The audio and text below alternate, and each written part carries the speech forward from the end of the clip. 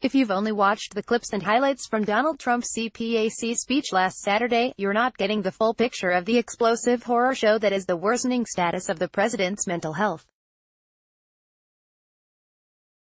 For reasons that defy comprehension, I decided to watch the whole thing live. At the outset, I tweeted that given the Michael Cohen testimony in the immediate rearview mirror, Trump's CPAC speech was going to be next-level crazy. In hindsight, I feel like I lowballed it. This article was originally published at Salon. Before we continue, I'd like to emphasize that I'm not a mental health professional, nor am I an expert in the pharmacological effects of cognitive enhancers like Adderall or Provigil to make a judgment call on the specifics of what's wrong with the president.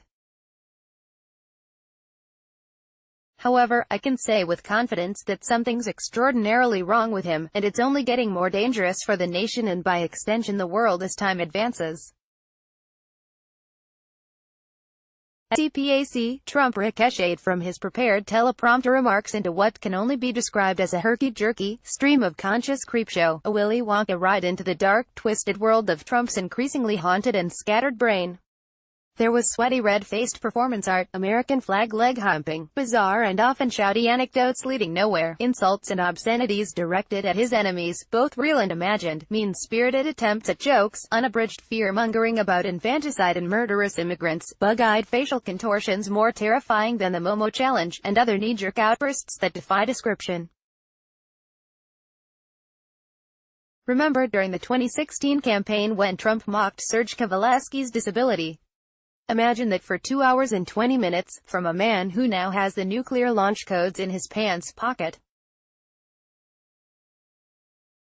The president is unfit to continue serving. This is a crisis. Indeed, no president before and especially since Trinity has acted like this in public until Trump.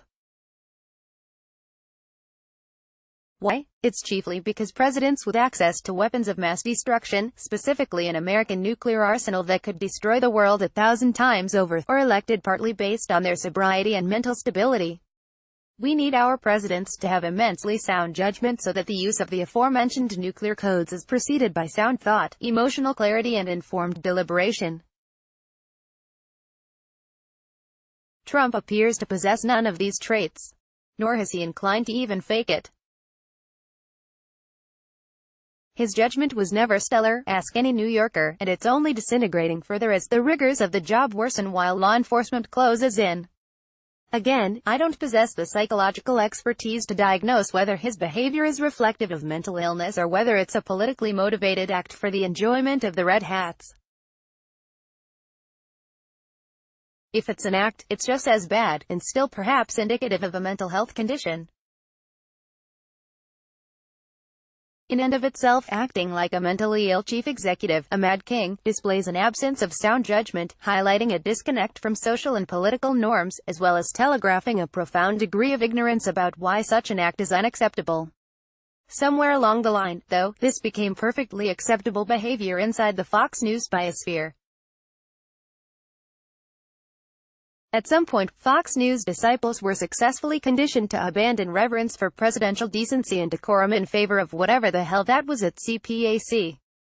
If I were to quiz Fox News viewers about Trump's unspooled madness at CPAC, I'd ask them in particular whether they'd ever accept this kind of behavior from their doctor, their kids, teachers or their own bosses at work, whether they'd accept it from a member of the clergy or the bus driver who picks up their children for school every day.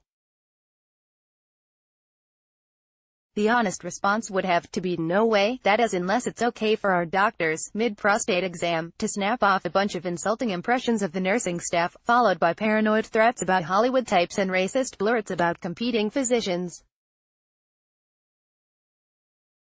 As indoctrinated into the Fox News cult as they are, I don't believe they'd be okay with that.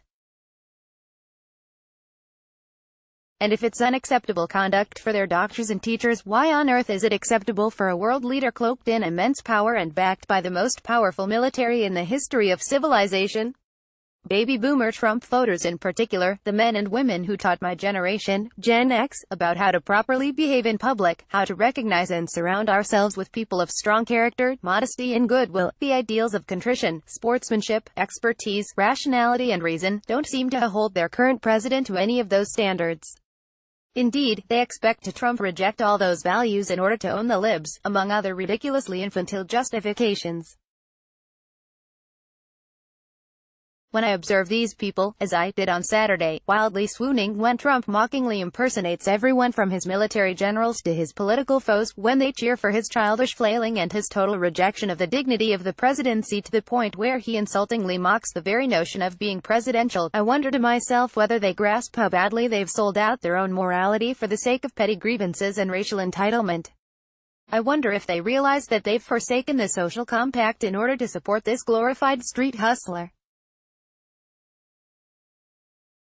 Tens of millions of Americans have abandoned it all for the sake of propping up a well-documented con man who's only in this, in Michael Cohen's words, for the world's greatest infomercial. The normalization of Trump's unpredictable, spasmodic presidency, as well as the fact that so many of us don't have the stomach to tolerate 2+ hours of watching him, are perhaps the only reasons why more Americans aren't gathered as we speak, devising how best to legally remove him from office. For what it's worth, I propose here and now that this conversation must begin in earnest. Trump's obvious mental instability and emotionally erratic behavior has reached a harrowing new depth. They need to be addressed by our political leadership with the same urgency as the myriad investigations into his crimes. This has to begin now before it's too late.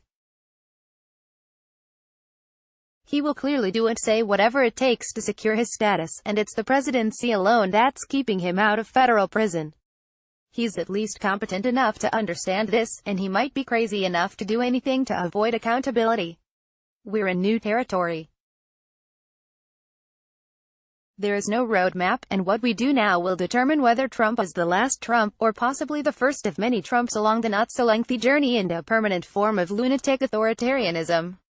It's time to take his madness seriously now before he levels up again.